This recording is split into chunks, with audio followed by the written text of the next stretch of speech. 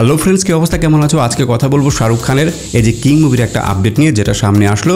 পাশাপাশি কথা বলবো SSMB29 অর্থাৎ রাজামৌলির সিনেমার এই যে পৃথ্বীরাজের একটা লুক প্রকাশ করা হয়েছে, সেইটা কেমন লেগেছে।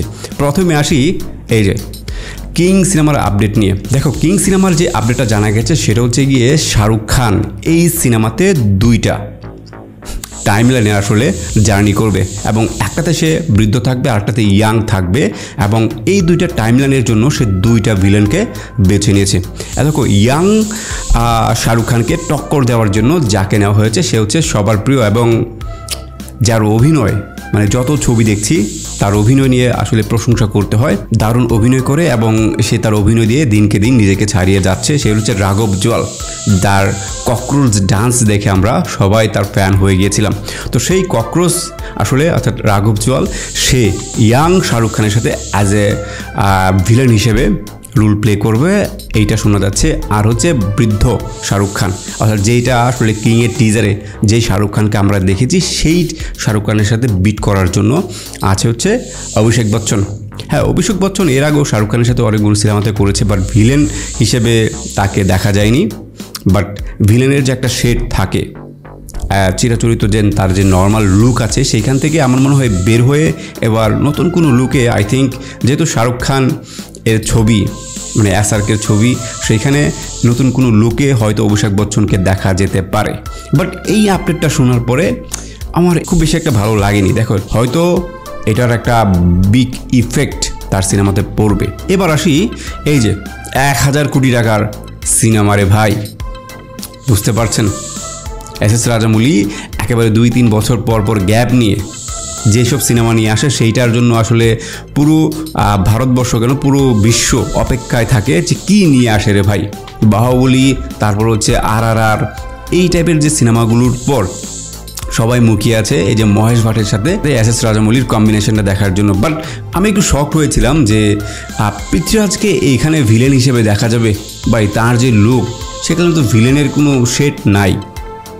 হয়তো অনেকের কাছে ভালো নাও লাগতে পারে আমার কথাটা, যে পৃথ্বীরাজের যে লুকটা, সেইখানে আসলে পৃথ্বীরাজকে দেখতে যেমনটা লাগে, সেখানে তার মধ্যে কিন্তু আসলে ভিলেনের যে একটা শেড থাকা দরকার।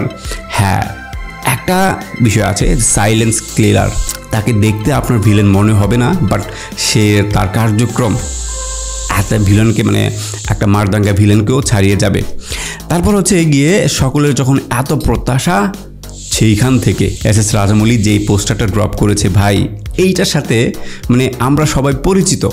দেখেন, এর আগেও আমরা এই যে ক্রিশ সিনেমাতে বিবেক ওবরয়ের যে একটা রোল ছিল মোটামুটি কাছাকাছি, তারপর যে স্পাইডারম্যান সিনেমাতে ভিলেনের যে রোলটা ছিল, এগুলির সাথে আমরা অভ্যস্ত।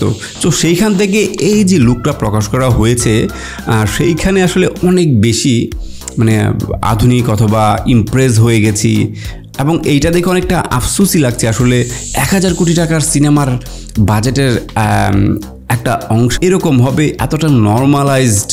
হয়তো VFX-এর মাধ্যমে পরবর্তীতে তাকে আরও বেশি এনার্জেটিক হিসেবে উপস্থাপন করা হবে। বাট এই লুকটা দেখে ভাই শুধু মাথায় ঘোরপাক খাচ্ছে যে এইটা কিভাবে 1000 কোটি টাকার মানে বাজেটের সিনেমার লুক হতে পারে। এবং একটা শুটিংও লিক হয়েছিল, যেখানে দেখা যাচ্ছে যে মহেশ বাবু আসলে এই যে পৃথ্বীরাজের কাছে গিয়ে সামনে গিয়ে লুটে পড়ছে, এই ব্যাপারগুলো ছিল। সব কিছু মিলিয়ে আসলে দেখেন, মহেশ বাবুর কাছ থেকে এবং এই যে SS রাজামৌলি, তাদের কাছ থেকে মানুষের যে প্রত্যাশা, যেই ড্রিম, একটা প্রজেক্ট শোনা আর হচ্ছে সেটাকে মনে মনে কল্পনা করা, এটার মধ্যে কিন্তু অনেক তফাৎ থাকে। তো সেইখান থেকে মানুষের যে এক্সপেকটেশন ছিল, এবং এই পোস্টারটা কিন্তু ভাই সেটা ফুলফিল করতে পারেনি। এর আগেও আসলে রাজামৌলি তার সিনেমার বিভিন্ন পোস্টার দিয়ে নর্মালাইজডভাবে উপস্থাপন হলেও, বাট ভিতরে গিয়ে যখন আমরা সিনেমা দেখি, সেইটাতে কিন্তু দারুণ ইফেক্ট ফেলে, এবং সেইটা মানুষকে অনেক বেশি প্রশংসা করায় যে বাইরে কি দেখলাম আর ভেতরে কি আছে। হয়তো এরকম কোনো কিছু হবে, বাট পৃথ্বীরাজের লুকটা অনেক বেশি এনার্জেটিকভাবে আসলে এনার্জেটিক হবে, এইটা আপাতত পোস্টার দেখে বলা যাচ্ছে না। এরপর আরও একটা ছোট্ট রিউমার আছে, সেটা হচ্ছে গিয়ে আরিয়ান ব্যাটস অফ বলিউড করার পরে আবারও আসলে পরিচালনায় ফিরতে যাচ্ছে, এবং এইখানে যেটা শোনা গেছে সেটা হচ্ছে গিয়ে যে এইবার আসলে বাহির থেকে নেওয়া হবে না, একেবারে বাপ বেটা মিলে নতুন কোনো সিনেমা নিয়ে আসবে এরকমটাই গুঞ্জন শোনা যাচ্ছে। দেখো এইটা শোনার পরে আমি রীতিমতো একটু শকড হয়েছি।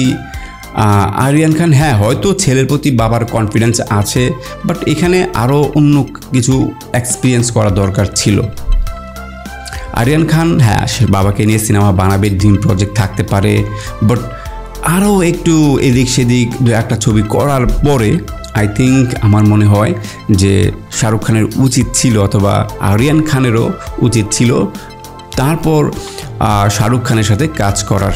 হ্যাঁ হয়তো আমার এই কথাটা অনেকের কাছে ভালো নাও লাগতে পারে, হয়তো আমার সাথে একমত নাও হতে পারেন, বাট আই থিঙ্ক আমি মন থেকে চেয়েছিলাম যে আরও কয়েকটা সিনেমা করার পর, আরও একটু পরিপক্ক অথবা ম্যাচুরিটি অর্জন করার পর শাহরুখ খান তার ছেলের সাথে কাজ করুক।